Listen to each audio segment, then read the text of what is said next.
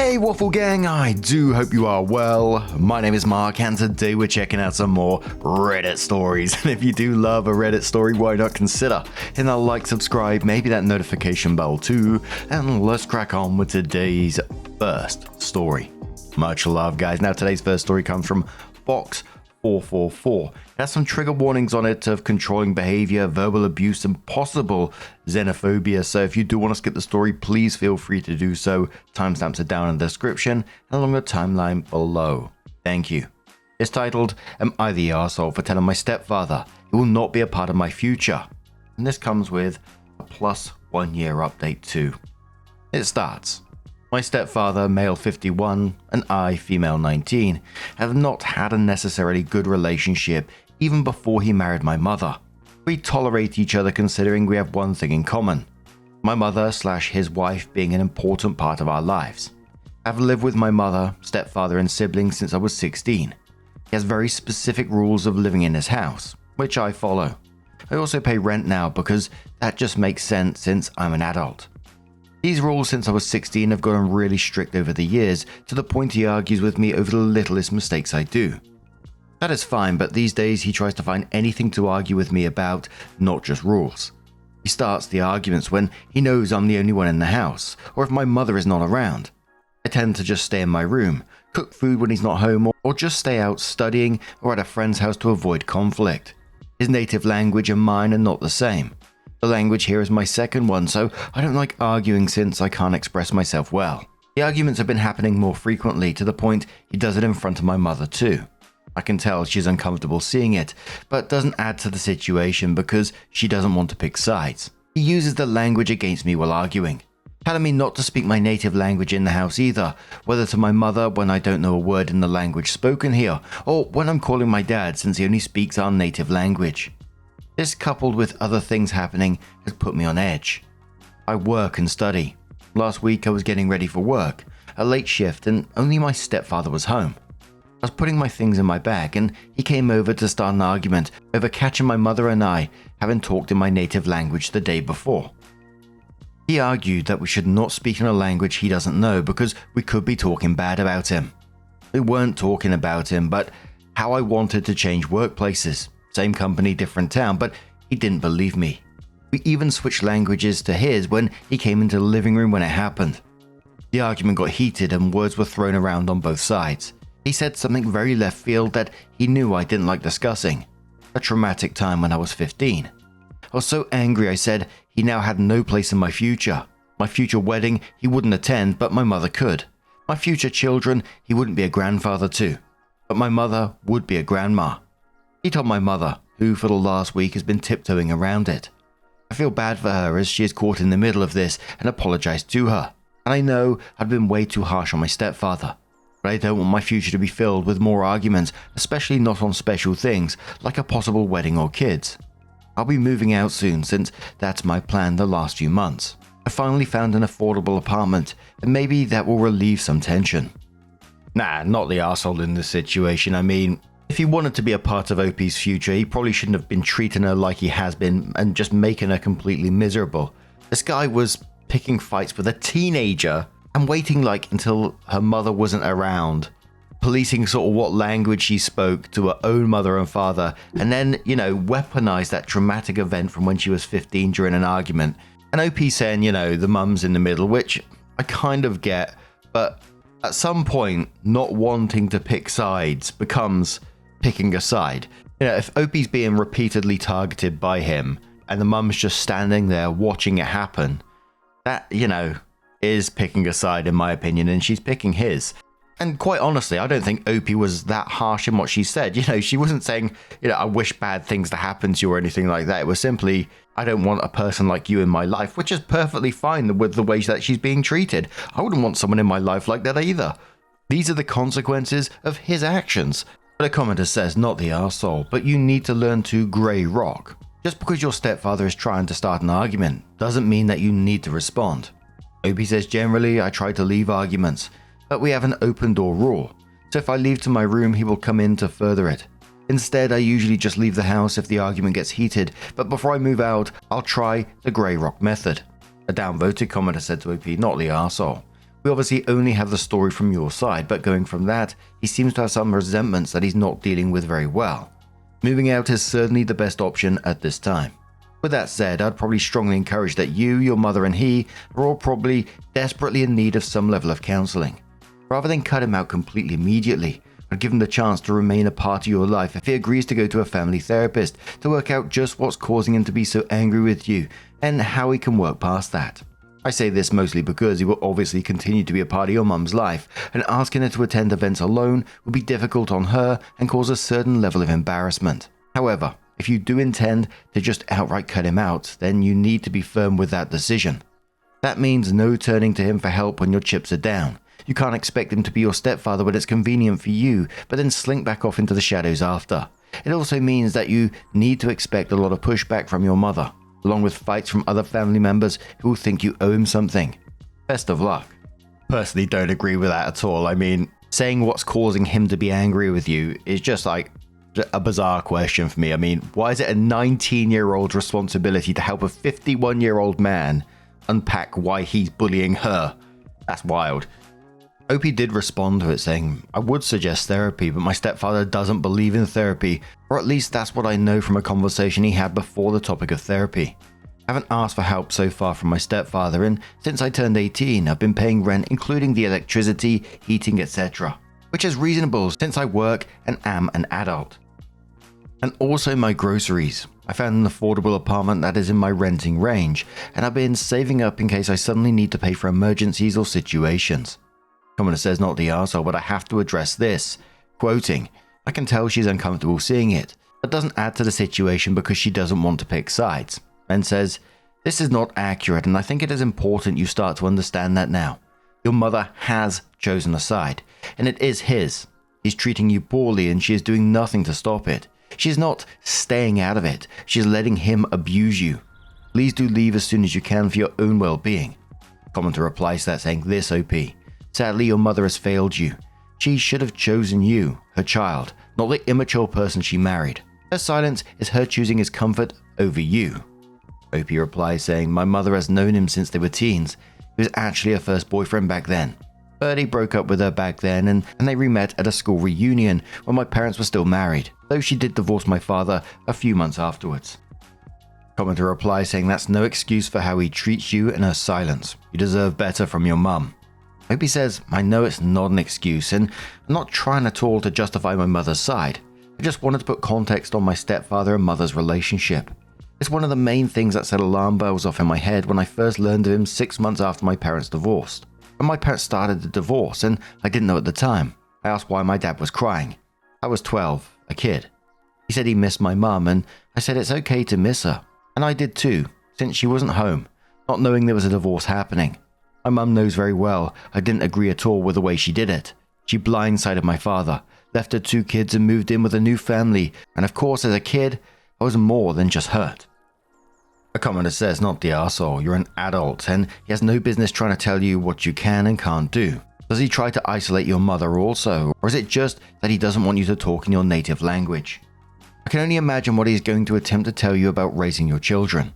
Start keeping your phone on record when he alone is around and for God's sake, get the hell out ASAP. Opie responds saying, in the house we have general rules we have to follow, and also just specific rules for us too. Both my mother and I aren't allowed to speak in my native language. If he's around, then we have to speak in his language. So it was around 13.5 months later that Opie came back in with an update. It says, it's been a while, but I decided I should update. I did end up moving out and got an apartment, but a few months later I moved back to my home country. Thankfully, with a smooth transition on my studies too. I'm also in therapy too, which has helped me deeply. It's been great to see my father, brother, and extended family again. After I moved out, I cut off contact with my at the time stepfather. Yes, at the time, because my mother's currently divorcing him. I'm not sure what finally got through to her about him. When I moved out, I didn't give my mother my new address in fear of her telling him where I lived. I'd meet up with her occasionally in public, but very limited as at the time she still agreed with him on his actions. She did eventually apologize, but that apology came quite a bit later around the time I was moving countries.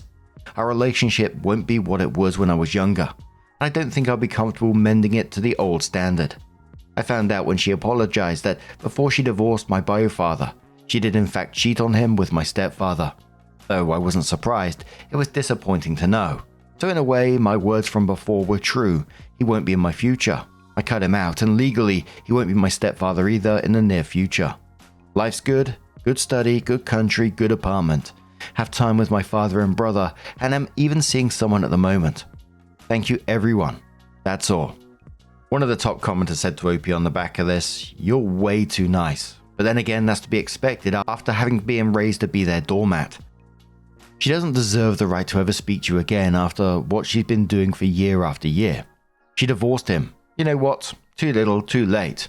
I'm willing to bet it isn't because she's remorseful, but merely to avoid the consequences of her own actions. It won't make all you suffered from the emotional abuse vanish all of a sudden.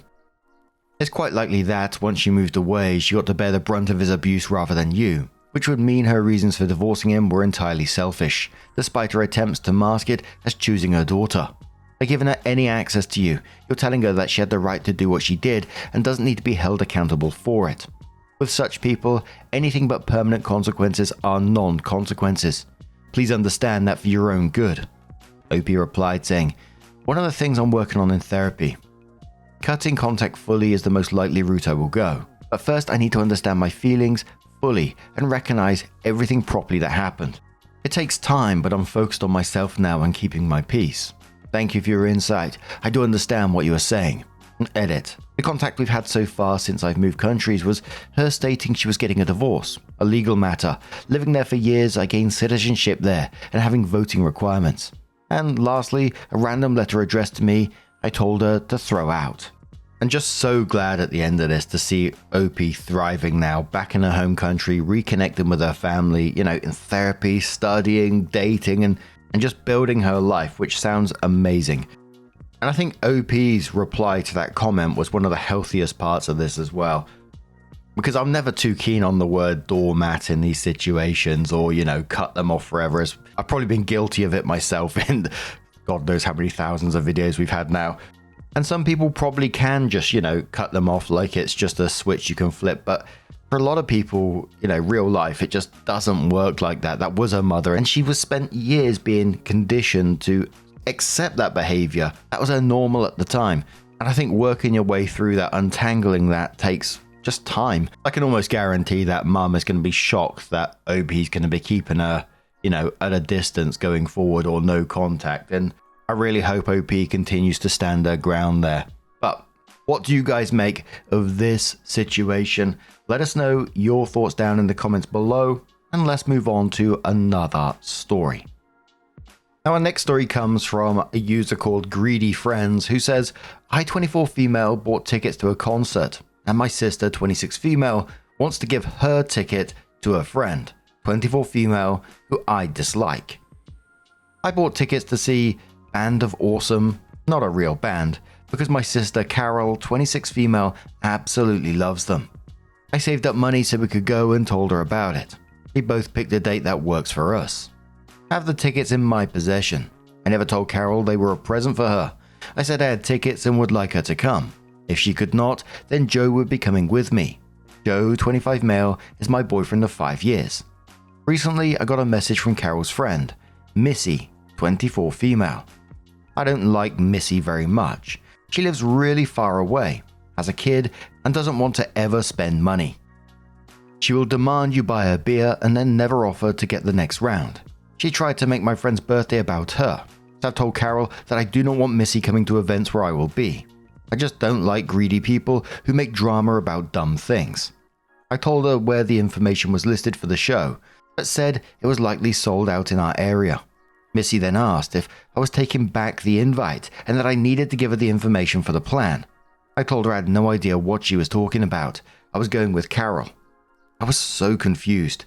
I asked her what she was talking about. Pretty much the gist was, Missy is obsessed with Band of Awesome and has always wanted to go see them. She has a kid, she cannot afford to go. So my sister, being the kind soul she is, offered her own ticket to Missy without asking me. I called Carol and told her what was going on. She said yes, she gave her ticket to Missy. According to her, I cannot take back the tickets because it would be cruel. Missy would also need a ride, someone to pay for her food and all this other stuff. What cost about $250 originally, with Missy would push $400 because she lives so far away. The concert is in another state, and all this other stuff. I don't know how to let my sister know this is not okay. I don't intend to take Missy with me, and how I'm really hurt she turned this into a way to make her friend feel special while making me feel like shit. How do I do this? No. The absolute cheeky so-and-sos, I'll be just like straight up just saying, no, I'm sorry, that is not happening. But imagine someone else buying tickets, planning the trip, paying for everything, and invites you because, that you love the band, and you give away the ticket to a friend without even asking. And also, apparently this friend needs a ride and food and spending money too. Oh my word, I just cringe at the fact that anyone would think this was okay. Missy's sitting there thinking this is somewhat acceptable. These people are out there somewhere. It's just so wild that Missy immediately getting in contact with OP as if it was already approved and going ahead. Top commenter says, how terribly rude and hurtful of your sister. A gift like this isn't like a normal physical gift. Part of the present is the shared experience. I'd wait until I was calm and then call your sister. Tell her that her actions hurt and offended you, and that you never offered or agreed to take someone you barely know to a concert, all expenses paid. If your sister doesn't want to go to this concert with you, then that's fine. She's an adult and can make her own choices. But deciding what to do with your money and time is disrespectful and crazy. Tell her that it is not your responsibility to clear things up with Missy. Your sister made that mess. She can deal with it. It's definitely not your responsibility to pay extra money for a stranger to enjoy a good time. I would end by saying how disappointed you are. I would ask that in the future she needs to consult with you before making offers on your behalf. And then I would never buy her a concert ticket ever again. Opie says, yeah, it hurts because we have always been concert buddies. It just makes me think about the other rude things she has done, which was small and easily overlooked. It just shows me Carol is changing and makes me really sad she picks people like Missy over her own sister's comfort. I'm really close with my family, and I just feel like this is something a child would do. I wonder what those other things that she's done, how long this pattern has been going on for, but Opie comes in to update the post and says, I solved the issue by returning the tickets and picking a more local show. There are no tickets to the show anymore. Argument over. Carol contacted me and asked about the show. I told her the plans had changed. I needed the money for some bills. Local show tickets and some beers. Urgent bills. I lied, but it seemed easier than just going off on her about Missy. I didn't want to end my sistership with Carol since she is my sister and not usually an idiot. She offered to buy the tickets from me, which would have solved the issue a lot earlier, but whatever. I told her they were already gone. Since you didn't want to go, I didn't see the need to keep the tickets. So I sold them, paid some bills, and now I'm seeing Band of Gothic Awesome with Joe. She apologized and said she didn't mean to put me out. Missy had been pressuring her to be a better auntie to her child of evil. What the fuck? Carol had gotten carried away and agreed to babysit the kid while Missy attended the concert to bond. I told Carol I was hurt, felt used, and would be attending all future events and concerts with Joe from now on. That in the future, I hoped she would keep her word to me and not use me in a drama game. I said it as nicely as I could, but I felt like shit, and you could hear that in my voice. Joe said I sounded like someone died. He was in the same room with me for support. I did feel like someone died. I now won't trust my sister as much. I told Carol I would talk to her at Christmas, but need a break. It's 3 weeks of no contact, but I feel I need that to deal with this. I feel betrayed, hurt, and used. Carol sounded like she was crying. She said she understood and hung up. I also sent Missy a text letting her know about the change of plans, just to get everything right in the world. It said, Missy, just to let you know, the concert tickets have been sold. I'm not going to be taking you anywhere. Carol made that promise without asking me. I don't actually like hanging out with you. Oh, so if Carol makes a promise that involves me, it likely was just her trying to be nice. Do not contact me again. Also, if I host an event, you are not invited there either. Merry Christmas. Bloody hell. Opie then continues, which might have been bitchy, but I'm totally done with Missy. She's always rude, always nasty. I just don't need her thinking I would go with what Carol promised. I blocked her number, so she likely replied back like a snark shark. But that is not my problem. I hope her bitching at Carol is enough to make Carol rethink the friendship. Commenter says, I have nothing constructive to add. I just wanted to tell you how much I love the term snark shark. Opie says, My mum came up with it. She just likes us cursing, so she has cute little animal titles she uses. Drama Llama, Snark Shark, BS Beaver. Though there were some people saying that she could have handled things gentler with her sister, and sending Missy that text will just add drama. Opie says, I don't care if Missy makes drama. She lives far enough away I won't see her. I don't go to events for Carol's friend group most of the time because I have my own group. I understand people wanted me to be nice, but I know my sister and I know what works. This is how most of our fights go. One of us lays it out, we have a break, and then we talk. In 3 weeks we are likely going to have a shouting match, then laugh it out. As for Missy, I never want to see her again. I dislike/hate her and would be happy if she never darkened my doorstep again. My sister is free to be friends with her, but I'm not going to pretend she has some redeemable quality I like. I told her the truth. I told her how it was, and now she knows. Who cares if she thrives off it?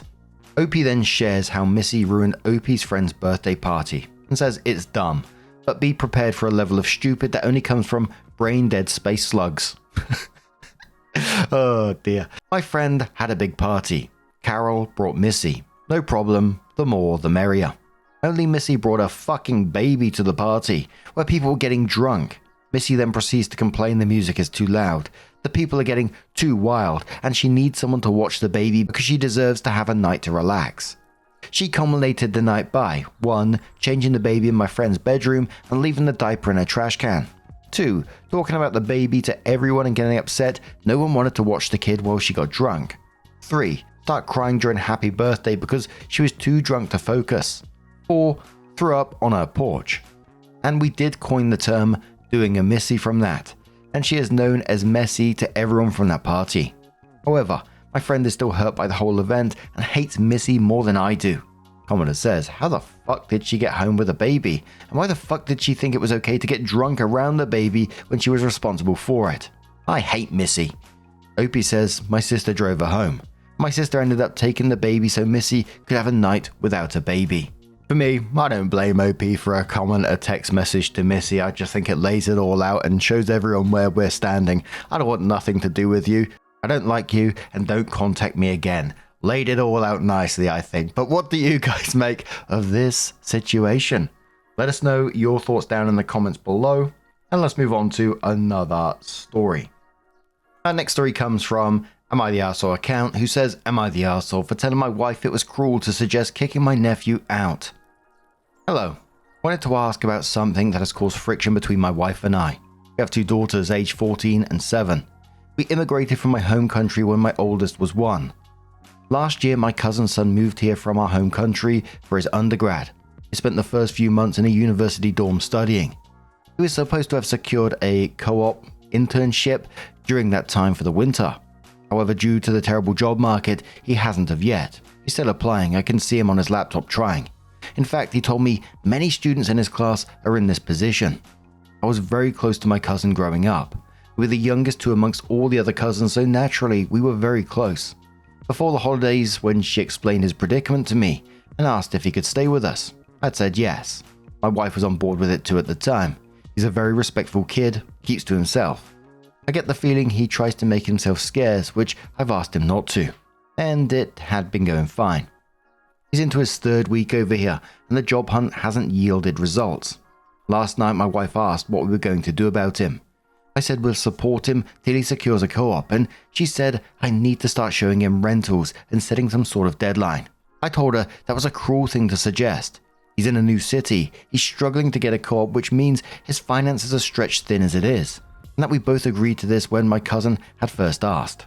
That disrupting him while he's on the job hunt would simply hurt his chances of getting one. She seemed stung on that, and said I need to think of the fact that I have a 14-year-old daughter in the house. I got a bit heated too and said that he keeps to himself, is respectful, and she was just creating reasons when there weren't one. She's been cold with me all day today. I'm trying to do the best for everyone here. Am I the arsehole? A commenter says info. Was she on board with him moving in, or did she acquiesce after you had already told him he could? Opie says yes, she was. I'd brought it up with her, and we agreed to host him when he gets a co-op internship. Opie also says, when we had talked, it was till he got an internship. We had thought that it would take a few weeks, but our understanding was that we would host him till he gets one. Opie also says he ideally would have gotten one while in school last semester, and wouldn't have needed our help. But he didn't, and then the holiday started, and he's still looking for one that can start now up until May, when his school starts again. And until that happens, we'd agreed to help him by having him stay. Commenter says, not the arsehole. What does having a 14-year-old girl in the house have to do with anything? What would happen if you had a son living with you? Would you have the same worry? If the co-op market isn't there, what is he supposed to do? Did she agree to it? Did you have a timeline on when it'd be out before he moved in? If his money is stretched thin, I'm assuming he helps out with bills at least a little. Does he help out around the house? I could maybe guess that she might be getting a little frustrated if he doesn't help out, which I can understand, but it sounds like she's more concerned about an older boy living so close to her daughter. Opie says we'd agreed to host him till he gets a co-op. I think she might have underestimated how bad the market is right now. He does his dishes after eating, or at least volunteers to. We just tell him to leave it usually, and makes his bed in the morning. Commenter says, info. Is the nephew legally allowed to work while he's in whatever country you live in? How does your wife expect him to pay rent if she wants him to move out? Has your nephew done anything remotely inappropriate towards your daughter? If she's just saying he needs to move out because no man should be trusted around a 14-year-old girl, then she's the arsehole. Opie says yes, he's allowed to work. It's part of his school program. He hasn't done anything remotely inappropriate, no. Commenter says, isn't he going back to school after break? Can't he go back to the dorm? Or talk to the school about other housing options? Opie says he'll be going back to school in May. So at some point later, Opie did come in with an update and says thanks for the advice in my original post. When I'd taken my daughters out with me one day, I did ask them if either of them had issues with my nephew staying. They both said no. I relayed this to my wife, who still insisted that this couldn't last until May, which is when he goes back to school, and that it was affecting our daughters. I pulled as many strings as I could and contacted people I know and sent my resume to them, but the job market is really bad. Fortunately though, he was able to land one. It wasn't part of the program he's studying per se, but he was able to get it approved, and said that he fortunately has just enough weeks to have it counted towards his school credentials. He started last week and I helped him move out. They required first and last month's rent, so I helped him out and he'll pay me back when he gets paid. I've told him there's no rush, to pay me back whenever he can. My wife's glad that he was able to secure a co-op too. To her credit, she hasn't let her feelings show in her interactions with him. She's polite to him when he was leaving too. Thanks. Commenter says, this comment section is not it. Indefinitely housing the nephew was never the plan. Opie went behind his wife's back and said that his nephew, who does nothing around the house to help out, can stay for longer. He is the arsehole. He blindsided his wife and now she has to live with the consequences he has made for her, without asking or running it by her. Commenter says, not the arsehole, glad it worked out, but remember that your wife's home too. It has to be 2 for a yes. It doesn't sound like you had a clear agreement about how long your nephew could stay. Your first and number one responsibility is to your wife and daughters. This is your cousin's son, not even really a nephew, just a guess. Do you really want a son? Where were the rest of the boy's family? Why didn't his parents, grandparents, siblings, aunts, uncles, cousins help? Why did you let it fall on you? You wanted to help your cousin's son, and it's commendable and kind, but I think you got carried away. And one more commenter says, even with the daughters saying there was no issue, sounds like mum saw something concerning. You should have more faith in your wife's instincts and put her first over birth family. Daughters don't always open up to dad like they do with mum. Glad it worked out for you. Now there's many comments below this talking about cultural context to this, which, I can't comment on because simply I don't know. But my takeaway felt a bit more simpler to this. And again, I don't know because of the cultural stuff, but they agreed to help him. He didn't seem to be causing problems and he seemed to be actively, from what it says here, trying to solve the situation himself. And I thought it was reasonable, if husband, wife sat down together to discuss an eventual end date or some kind of plan, right? If the job search dragged on forever, because, at some point you're going to want your house back, right? And I think that's just being practical. But in this, we was only talking about 3 weeks, not 3 years. But what do you guys make of this situation? Let us know your thoughts down in the comments below. And just a huge thank you for being here today, getting involved in the stories, your love, your support, your time. It always means the absolute world to me. So thank you so much for being here. Truly, it's absolutely amazing. And hopefully I'm going to see you in the next one. Take care and much love. Wake up, get up, stretch my legs, eat some breakfast, milk and eggs, brush my teeth up. face, throw my clothes on, start my day. Wake up, I can smell the smoke from the bacon. Let's go, see the sun shining from the windows. Okay, I know that today'll be a good day. Okay,